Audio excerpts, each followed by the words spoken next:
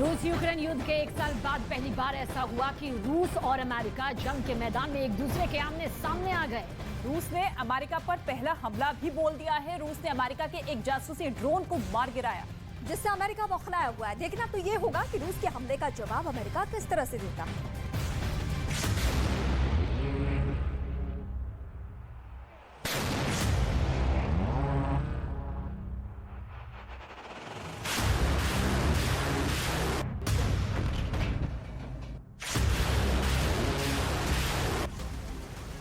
रूस यूक्रेन युद्ध को लेकर पूरी दुनिया को जिस अनहोनी का डर था वो हो गया। दुनिया की दो परमाणु महाशक्तियां अब सीधे टकराने को तैयार हैं। रूस बनाम अमेरिका, दहल उठेगा दुनिया का चप्पा चप्पा। यूक्रेन की जमीन पर अब तक अमेरिका के बहुत सारे हथियारों को रूस ने निशाना बनाया, लेकिन अमेरिका नाराज नहीं हुआ क्योंकि ये हथियार जेलेंस्की के हाथों में थे, जिन्हें जेलेंस्की के जवान रूस पर हमला करने या खुद के बचाव के लिए इस्तेमाल कर रहे थे। लेकिन रूस यूक्रेन युद्ध में पहली बार अमेरिका के किसी ऐसे हथियार को रूस ने निशाना बनाया जिसे खुद अमेरिकी फौज ऑपरेट कर रही थी। यानी कि अमेरिकी फौज पर रूस का सीधा हमला था। इसी वजह से दुनिया के डिफेंस एक्सपर्ट्स डरे हुए हैं कि अब अमेरिका रूस के इस हमले का मुंह तोड़ जवाब दे सकता है, जिसके बाद दोनों देशों के बीच भीषण जंग छिड़ सकती है और इस जंग की जद में पूरी दुनिया आ जाएगी। दरअसल बीते मंगलवार को ब्लैक सी के ऊपर अमेरिका का MQ-9 रीपर जासूसी ड्रोन एक खुफिया ISR मिशन पर था। उसी वक्त दो रूसी लड़ाकू जेट्स ने उसे घेर लिया और उस पर हमला कर उसे समंदर में क्रैश करा दिया। रूसी हमले की ये सारी हरकत अमेरिकी ड्रोन के कैमरों में कैद कर ली गई और अमेरिकी फोर्स के कमांड सेंटर भेज दी गई। इसी वीडियो के आधार पर अमेरिका ने रूस पर संगीन आरोप लगाए हैं। What we saw again were fighter aircraft dumping fuel in front of this UAV and then getting so close to the aircraft that it actually damaged the propeller on the MQ-9. We assessed that it likely caused some damage to the Russian aircraft as well. To our knowledge, we know that the Russian aircraft did land. I'm not going to go into where they landed. America का ये खतरनाक जासूसी drone अपने साथ हथियार ले जाने में भी सक्षम है। हालांकि अमेरिका ने इस बारे में कोई जानकारी देने से इनकार कर दिया कि हमले के वक्त MQ-9 हथियार से लैस था या नहीं। अमेरिका का कहना है कि जिस वक्त ड्रोन पर हमला हुआ उस वक्त वो अंतर्राष्ट्रीय हवाई क्षेत्र में उड़ान भर रहा था, लिहाजा रूस को अमेरिकी ड्रोन पर हमला करने का कोई अधिकार नहीं था। व्हाइट हाउस ने साफ कर दिया है कि रूस को जवाब देना ही पड़ेगा कि उसने अंतर्राष्ट्रीय कानून क्यों तोड़ा और अमेरिकी ड्रोन पर हमला क्यों किया।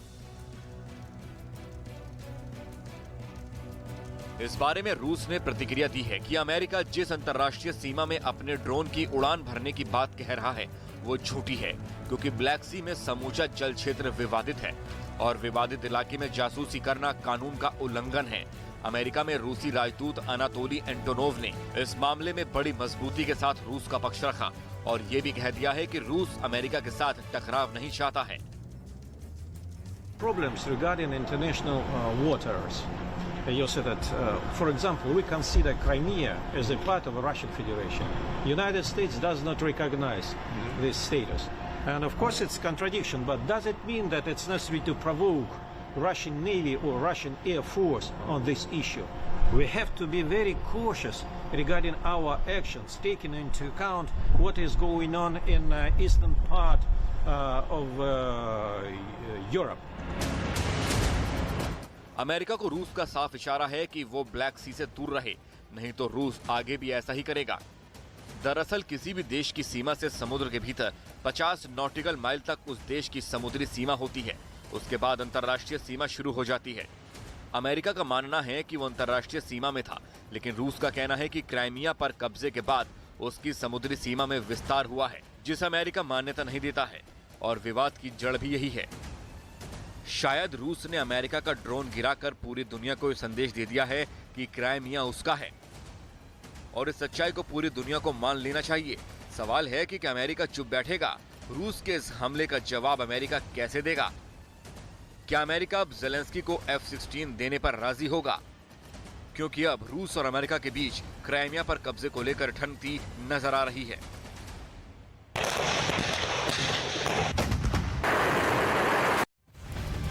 देखिए, काला सागर में अमेरिका और रूस के टकराव के बाद विश्व युद्ध का खतरा फिर बढ़ गया है। दोनों देश दुनिया की महाशक्तियों में गिने जाते हैं। आइए इस वक्त हम आपको दोनों देश की ताकत के बारे में बताते हैं।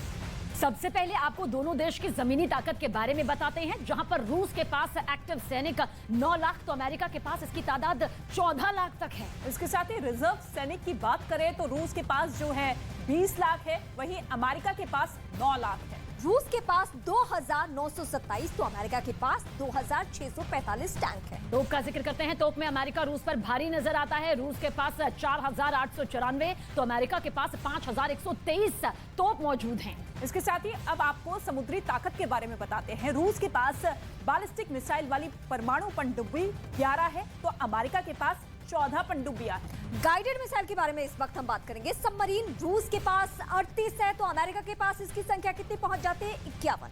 वहीं रूस के एक विमान वाहक है, यानी कि एक ही विमान वाहक रूस के पास में मौजूद है, लेकिन अमेरिका के पास इसकी तादाद 11 तक है। इसके साथ ही क्रूजर, डिस्ट्रॉयर और जंगी जहाज रूस के पास 31 की संख्या में है तो अमेरिका के पास 113 है। अब आपको इन दोनों के क्षमता के बारे में बताते हैं। रूस का कॉम्बैट एयरक्राफ्ट 1172 है तो अमेरिका के पास 1574 है। बॉम्बर एयरक्राफ्ट की बात करें तो रूस के पास बॉम्बर एयरक्राफ्ट 76 तो अमेरिका के पास 66 है। वहीं रूस के पास 339 अटैक हेलीकॉप्टर है तो अमेरिका के बेड़े में 339 की संख्या है। ड्रोन की इस वक्त हम बात करेंगे। ड्रोन की बात करें तो अमेरिका रूस से बेहद आगे है। रूस के पास 50 ड्रोन है तो अमेरिका के पास इसकी संख्या कितनी पहुंच जाती है? 416।